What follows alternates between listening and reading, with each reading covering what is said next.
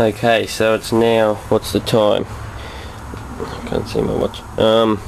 What is it, 11:30 on Friday night. This thing's been going for, I suppose, 26 odd hours, except a few hours ago I put some extra anode plates in. This one's one of them. That was just a Victor Power Torque muffler I cut in half. That's the front piece, and that's the back piece. I just sort of smashed it flat with the hammer. So anyway, that's given a few more amps. It doesn't seem to be cleaning this very well though. I mean, it cleaned that. I think it was more just the water that loosened the sludge off it, but anyway. And then it did a little bit. It's not doing much to this side here. So anyway, what I really need, I think, is anode plates that stretch the whole wall of the tank. So bigger ones, and probably, I don't think I'd like to put one on the floor, because if it contacts, you know, it'll short out. It's quite warm, the water. Well, not quite warm, it's just a little bit warm. And there's shit everywhere. I'm falling over. I'm trying not to make too much noise, because people probably hear. But if you look here, you can see the sludge levels up to about here. So that's pretty consistent. I don't know whether that's the whole tank or that's just that area. I need a poking stick. We'll go and get one. Should be something out here.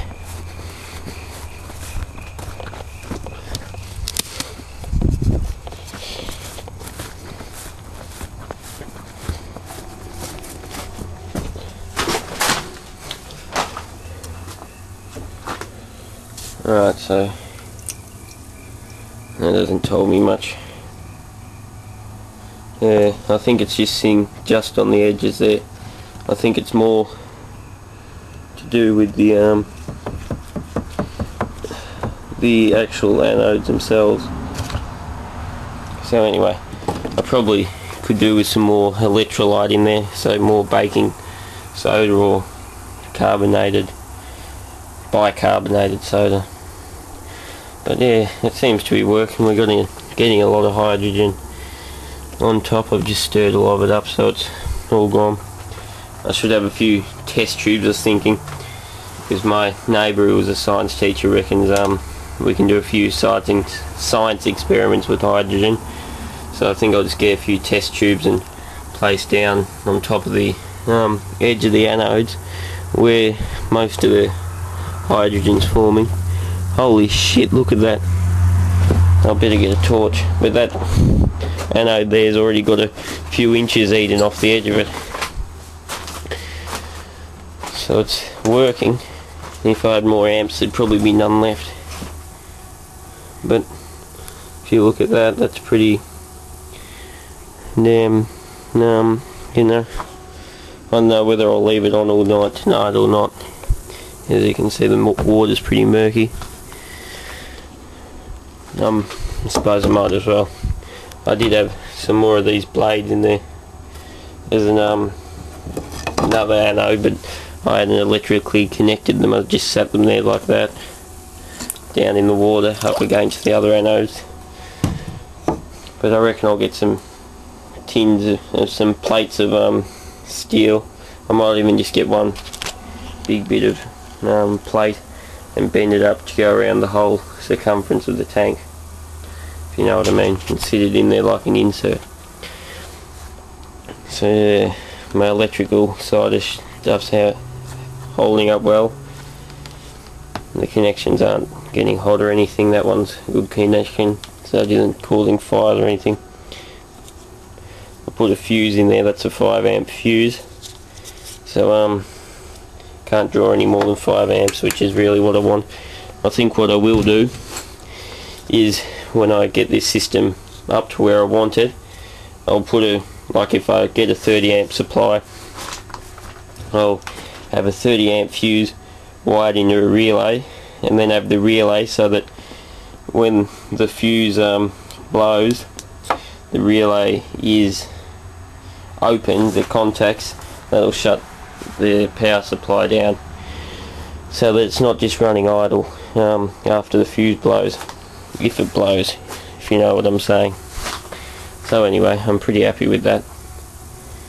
We'll see how that goes. I suppose I might as well leave it overnight. It isn't going to hurt anything. So let's see how that's going. The power supply is going alright over here. It's definitely not getting hot. It's got two bloody computer cooling fans in it, so it isn't going to get hot. We'll see what the amp gauge is reading. It's reading about 4.5 to 4.75. So yeah, I'm happy with this. I still don't trust this supply that much. I mean, it doesn't get wet in there.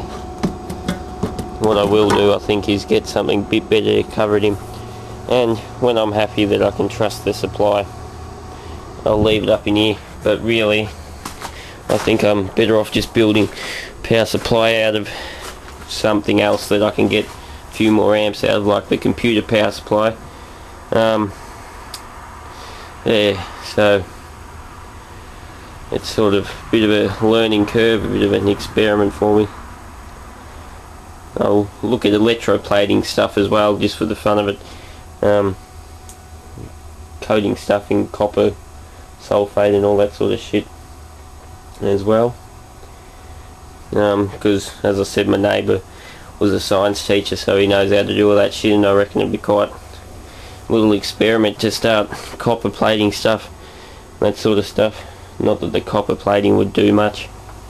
You know, they just probably end up a bit of a slimy coating on it, but you know, and maybe some etching, because I've actually seen it where people, what they do is, like, I'm not sure whether anybody else knows what I'm talking about, but where's a bit of steel? This way, a bit of steel,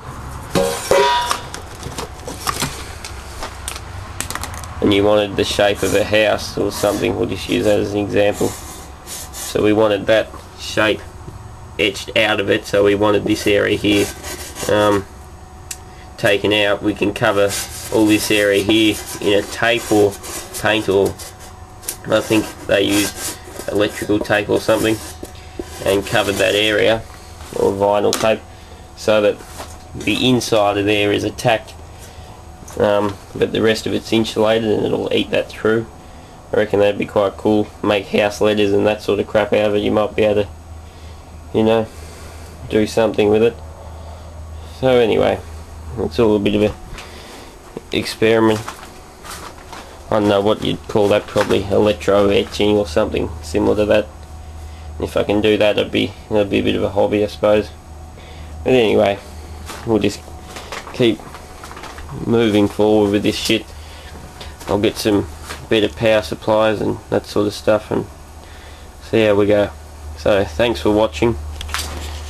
See you later.